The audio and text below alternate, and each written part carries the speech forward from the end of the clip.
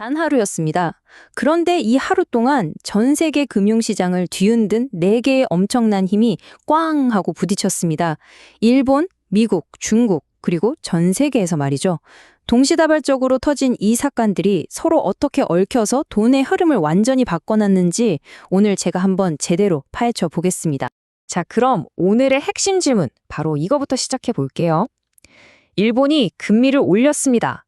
그것도 무려 30년 만에 최고 수준으로요. 그럼 상식적으로 경제학 100일이죠. 그 나라 돈 가치, 그러니까 엔화는 당연히 강해져야 하는 거 아닌가요? 그런데 과연 정말 그랬을까요? 현실은요? 완전 정반대였습니다. 모두의 예상을 그냥 박살내버렸죠. 엔화가 강해지기는커녕 오히려 1.45%나 폭락해서 달러당 157엔선까지 그냥 쫙 밀려버렸습니다. 아니 도대체 왜 이런 말도 안 되는 일이 벌어진 걸까요? 오늘 이 미스터리의 실마리를 같이 한번 풀어보시죠. 자, 그럼 첫 번째 퍼즐 조각부터 맞춰보겠습니다. 바로 일본의 금리 인상. 도대체 시장은 왜 경제학 교과서를 거꾸로 읽은 것처럼 움직였을까요? 그 속사정을 한번 들여다보겠습니다. 우선 팩트부터 보시죠. 일본은행이 정책금리를 0.75%로 올렸습니다. 근데 이 0.75%라는 숫자가요, 그냥 단순한 금리 인상이 아니에요. 이게 무려 1995년 이후 최고치거든요. 수십 년 동안 이어져 온 제로금리, 마이너스 금리 시대를 끝내겠다고 선언하는 정말 역사적인 한 방이었던 거죠. 자, 이 미스터리를 푸는 열쇠가 바로 이겁니다. 소문에 사서 뉴스에 팔아라는 말 들어보셨죠? 바로 셀 더 팩트 현상이에요. 시장은 이미 일본이 금리 올릴 거다라는 소문에 엔화를 잔뜩 사뒀던 거죠.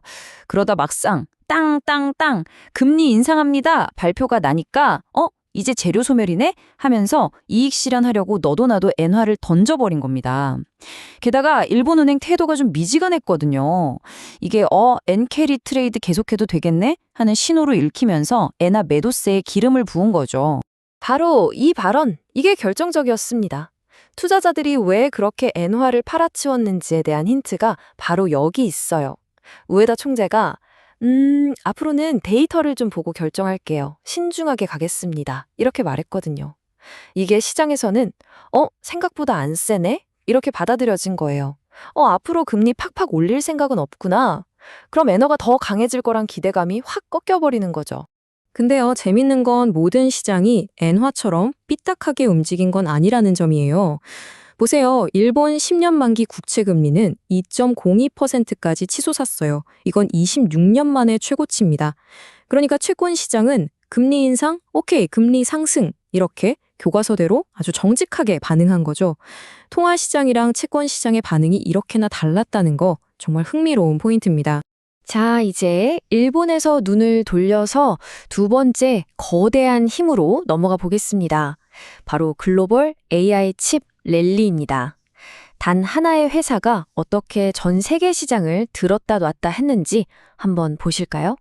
바로 이 숫자입니다. 플러스 57%. 이게 뭐냐면요. 미국 반도체 회사 마이크론의 매출 성장률이에요. 시장에서는 이 정도까지는 기대 안 했거든요. 근데 예상을 그냥 가뿐히 뛰어넘는 거의 폭발적인 실적을 발표해버린 겁니다. 이게 전 세계 기술주들을 끌어올리는 신호탄이 됐죠. 아니, 어떻게 이렇게 실적이 잘 나올 수가 있었을까요? 그 이유, 마이크론이 아주 명확하게 설명했습니다. AI에 들어가는 메모리 반도체 수요가요, 너무 터져서 저희가 만드는 속도가 못 따라갈 지경입니다. 이 한마디였어요. 한동안 나왔던 AI 그거 거품 아니야? 하는 의심을 그냥 한 방에 날려버리는 아주 강력한 발언이었죠. 이 마이크론발 훈풍은 미국에서 끝나지 않았습니다. 파급 효과가 엄청났어요. 보시는 것처럼 미국에서는 엔비디아가 날아가고 그 열기가 태평양을 건너서 일본의 도쿄 일렉트론 그리고 바로 우리나라의 SK 하이닉스 주가까지 끌어올렸습니다. AI 칩 생태계가 다 같이 들썩인 거죠. 자, 이번에는 세 번째 힘을 살펴보겠습니다. 바로 미국과 중국의 팽팽한 기술 전장. 이날 하루는 정말 희비가 극명하게 엇갈리는 아주 복잡 미묘한 하루였습니다. 이날의 분위기를 딱 보여주는 두 장면이 있습니다. 한쪽에서는요, 틱톡이 미국에서 쫓겨날 뻔한 위기를 극적으로 넘겼습니다. 모 회사인 바이트댄스가 오라클, 월마트랑 손잡고 합작법인을 만들기로 한 거죠. 그런데 바로 그날 다른 한쪽에서는 미국 대통령이 중국 기술 기업에 대한 투자를 막는 법안에 서명을 딱 해버립니다. 한쪽에선 악수하고 다른 쪽에선 멱살을 잡는 딱 그런 형국이었죠. 이런 담금과 채찍은 개별 기업들한테도 그대로 적용됐습니다. 예를 들어 미국 정부가 엔비디아의 최신 AI 칩 중국에 팔게 해줄 수도 있어 하면서 긍정적인 신호를 보내요. 그런데 바로 그 순간 의회에서는 샤오미나 딥시크 같은 애들은 블랙리스트에 올려야 합니다 하고 소리치는 거죠. 이러니 중국 기업들 입장에서는 정말 하루하루가 살얼음판을 걷는 기분이었을 겁니다. 자, 이제 마지막으로 이 세 가지 큰 흐름 외에 이날 세계 곳곳에서 돈의 흐름에 영향을 미쳤던 다른 주요 뉴스들을 짧게 짚어보겠습니다. 먼저 일본 소니 소식입니다. 우리가 정말 좋아하는 캐릭터죠, 스누피. 이 스누피의 주인이 소니가 됐습니다.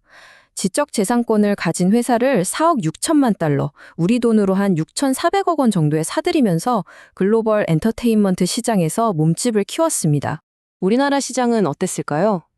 일론 머스크의 스페이스X가 상장할지도 모른다는 루머, 딱 이 하나에 그냥 들썩였습니다.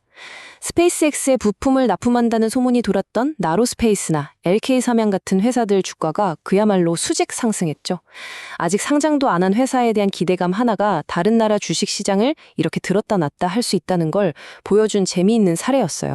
반면에 좀 우울한 소식도 있었어요. 바로 나이키입니다. 가장 중요한 시장 중 하나인 중국에서 매출이 뚝 떨어졌다는 발표가 나오자마자 주가가 폭락했습니다. 정말 세계 경제가 거미줄처럼 촘촘하게 연결되어 있구나 하는 걸 다시 한번 느끼게 해주는 소식이었죠. 자, 그럼 오늘 복잡했던 하루를 정리해 볼까요? 시장을 움직인 핵심 동력은 딱 세 가지였습니다. 첫째, 모두가 예상은 했지만 막상 뚜껑을 여니 해석이 제각각이었던 중앙은행의 정책. 둘째, AI는 진짜다를 숫자로 증명해버린 엄청난 기업 실적. 그리고 마지막으로 도무지 한치 앞을 알 수 없는 미국과 중국의 지정학적 갈등, 이 세 가지였습니다. 이 세 가지 힘, 그러니까 정책, 실적, 정치는 어제뿐만 아니라 오늘도 그리고 내일도 계속해서 시장을 흔들 겁니다. 그렇다면 여러분께 질문을 하나 던지면서 마무리하겠습니다. 내일 당장 우리 시장을 움직일 가장 강력한 힘은 과연 이 셋 중에 무엇일까요? 중앙은행의 입일까요? 기업의 성적표일까요? 아니면 강대국들의 힘겨루기일까요? 오늘 이야기가 그 답을 찾는 데 작은 힌트가 되었으면 좋겠습니다.